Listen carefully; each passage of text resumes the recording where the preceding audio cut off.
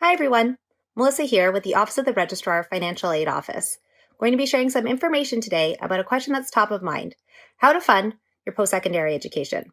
If you're an international student, make sure to contact the International Center. They'll be happy to share any funding opportunities that may be available. If you're a domestic student, a great place to start is with OSAP, or the Ontario Student Assistance Program. This is a great tool to help support your education goals. To be eligible for OSAP, you must be a resident of Ontario for 12 months in a row and a Canadian citizen or permanent resident, enrolled in a OSAP-approved program. When you apply for OSAP, you'll be automatically assessed for both grants and loans. While grants do not need to be repaid as long as you complete your study period successfully, loan repayment will start 6 months after your last day as a full-time student.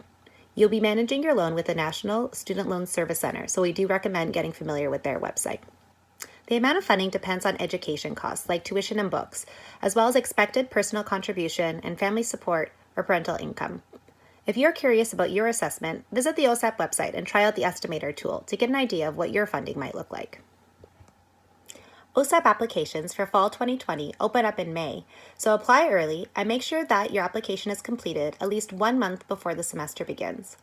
Once you've completed your application, all that's left to do is pay your tuition deposit, register for your courses, and once Humber has confirmed your enrollment at the beginning of term, that is when funding would be released.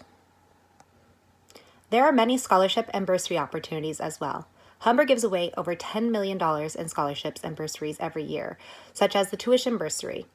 So make sure to apply early. You can log into My Humber to visit the Student Awards and Financial Aid tab to see what's available.